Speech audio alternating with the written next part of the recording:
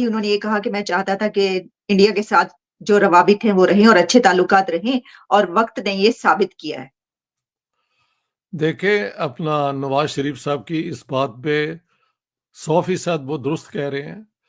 ये मिलिट्री का एक बहुत बड़ा ब्लंडर है। India was gaining because of उन्होंने पूरी आर्मामेंट इन्वॉल्व कर दी थी और पाकिस्तान उसका जवाब क्या पता था कि सांप को जितना दूध पिलाओ, सांप डसेगा, उसकी फितरत में है डसना यार।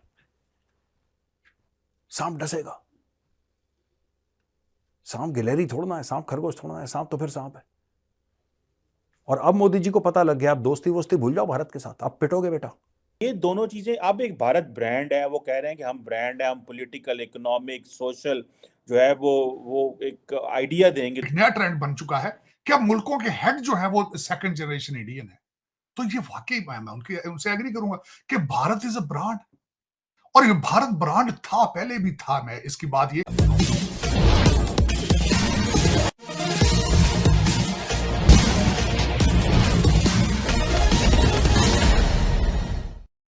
पहली बार पाकिस्तान ने सार्वजनिक रूप से यह स्वीकार किया है कि कारगिल के युद्ध में भारत ने बुरी तरह से पाकिस्तान को लत लगाया था, जिससे पाकिस्तानी सेना की कमर ही टूट गई थी। आगे की कहानी सुनते हैं। साथ ही उन्होंने ये कहा कि मैं चाहता था कि इंडिया के साथ जो रवाबित हैं वो रहें और अच्छे ताल्लुकात रहें और वक़्त ने ये साबित किया है। देखिए, अपना नवाज शरीफ साहब की इस बात पे 100% वो दुरुस्त कह रहे हैं। ये मिलिट्री का एक बहुत बड़ा ब्लंडर था, क्योंकि इन्होंने ये कारगिल तो कर दिया, लेकिन उसके लिए जो होती है ना पूरी डिप्लोमेटिक तैयारी, पॉलिटिकल तैयारी कि इसको कैसे जस्टिफाई करना है, किसके, वो इन्होंने किया नहीं। ये कहा कि ये तो है ही मुजाहिदीन, या तो कहते ना ये पाकिस्तान मिलिट्री ने ये किया है। व्हेन यू से कि हमने किया ही नहीं और लेकिन किया भी हो, तो उसमें आपकी पब्लिक स्टैंडिंग दुनिया में क्या होगी? और वो ऑपरेशन जो है वो अल्टीमेटली डिफीट हुआ। ठीक है, इंडिया को उसमें बहुत अपनी फोर्सेस इस्तेमाल करनी पड़ी, क्योंकि India was gaining because of उन्होंने पूरी आर्मामेंट इन्वॉल्व कर दी थी और पाकिस्तान उसका जवाब। तुमने अटल जी को भी धोखा दिया, तुमने मोदी जी को भी धोखा दिया, अब तुम्हें मार पड़ने का टाइम है। तो ये सब लेक्चर वेक्चर देना बंद करो। और जहां तक पठानों की बात है, पठान तुम्हें ना घसीटेंगे ज्यादा, मारेंगे कम, देख लेना। जो तुम कह रहे हो अफगानिस्तान से दोस्ती होनी चाहिए, तुमने उनको भी धोखा दिया है।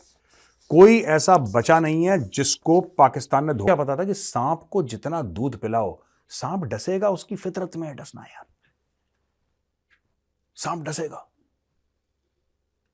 सांप गिलहरी थोड़ना है, सांप खरगोश थोड़ना है, सांप तो फिर सांप है। और अब मोदी जी को पता लग गया, अब दोस्ती वोस्ती भूल जाओ भारत के साथ, अब पिटोगे बेटा, पिटोगे।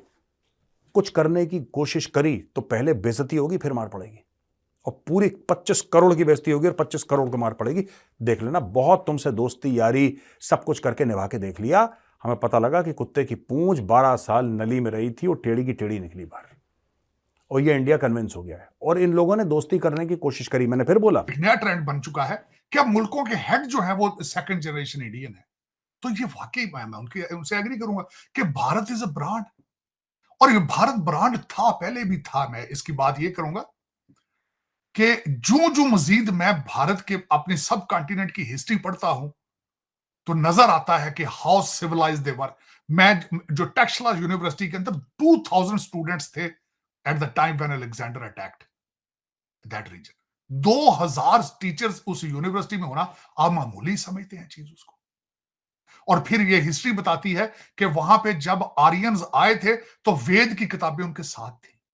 150 एडी की बात कर, तो ब्रांड तो था, पहले भी था। अब खैर मैं समझता हूं कि उनको एक चांस मिला है, लेकिन उसका सीक्रेट सिर्फ तालीम है। तालीम के साथ उनकी इस वक्त अगर मुझसे पूछा जाए ये क्वेश्चन कि भारत की तरक्की का सीक्रेट क्या है, तो सिर्फ वाहिद एक ही सीक्रेट है कि उनकी यूथ जो है इज एजुकेटेड यूथ। वो जहां भी जाती है वो टेक्नोक्रेट बन के जाती है। वो डिग्गियों में नहीं फंस के जाते, वो किश्तियों में डूबते नहीं जाते, और जाते हैं वहां पे और एक हेल्दी डायस्पोरा बनते हैं। और उसके ऊपर that is the fruit India is enjoying today, that is what it is. और उसकी बुनियादें मैं हमेशा जिस इंस्टीट्यूशन का सबसे बड़ा मैं मुरीद हूं, फैन हूं, इंडियन इंस्टीट्यूट ऑफ टेक्नोलॉजी है। उन्होंने एक्सेप्ट किया है कि जो पाकिस्तान है वो इंडिया से तरक्की में बहुत पीछे रह गया। नहीं, ये अगर उन्होंने कर लिया तो बहुत लेट किया, हम तो बहुत सालों से कह रहे हैं। ये कौन सी ऐसी बड़ी बात है जो मियाँ साहब ने डिस्कवर की है, जो आपने और मैंने नहीं बात की। उनके कहने से कोई फर्क नहीं पड़ता, हकीकत तो हकीकत होती है ना। और ये कि तल्लुकात इंडिया से और अफगानिस्तान से अच्छे हों, लगता है मियाँ साहब मेरी जो टॉक्स हैं वो सुनते रहते हैं और उनसे इनकरेज होते हैं, क्योंकि ये बातें मैं बहुत पुरानी कर रहा हूँ। मैं तो पाकिस्तान इंडिया जाके इसी साल इसी मिशन पे काम करता रहा हूँ कि मुझे नज़र आता है कि ये दो मुल्क आज़ाद हुए और आज़ाद होने के बाद बजाय ये तरक्की की तरफ जाते, कम से कम पाकिस्तान ने तो तरक्की की बजाय अपना सत्यानाश कर लिया इंडिया की दुश्मनी में। इंडिया को कितना नुकसान हम पहुंचा चुके हैं वो आप देख ही लें, कुछ भी नहीं हुआ उनका। उनको क्या, बिल्कुल मैं उनकी बात से एग्री करूंगा। और तरक्की देखें, 7.8% तरक्की, मोर देन 600 बिलियन उनके जो है वो बाहर पड़ा है इस वक्त, जो फॉरेन एसेट्स उनके।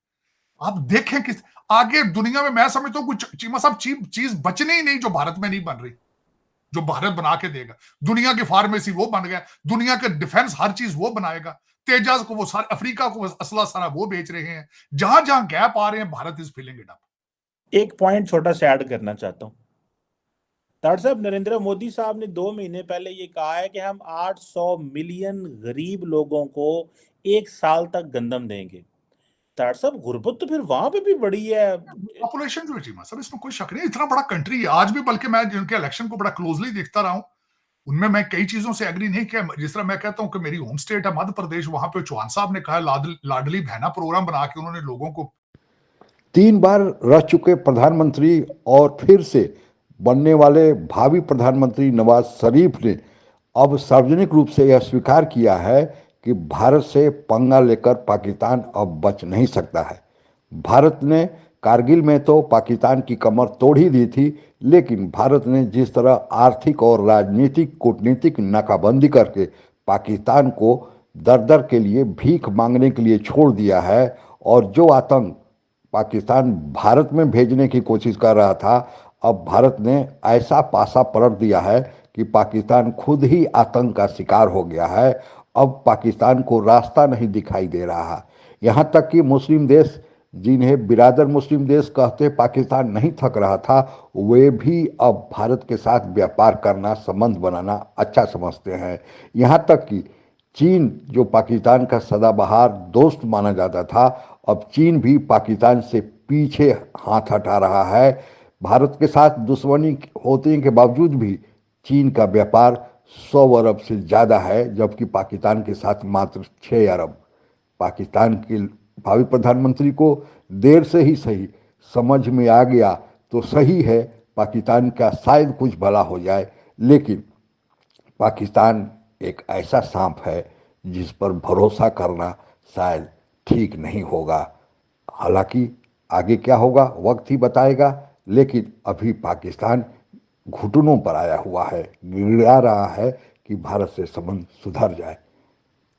आज के लिए बस इतना ही। जय हिंद। आप अगर हमसे जुड़ा रहना चाहते हैं तो कृपया मेरे चैनल को सब्सक्राइब करें तथा बेल आइकन भी दबा दें, ताकि नई वीडियो की जानकारी तुरंत आप तक पहुंच जाए। धन्यवाद। जय हिंद।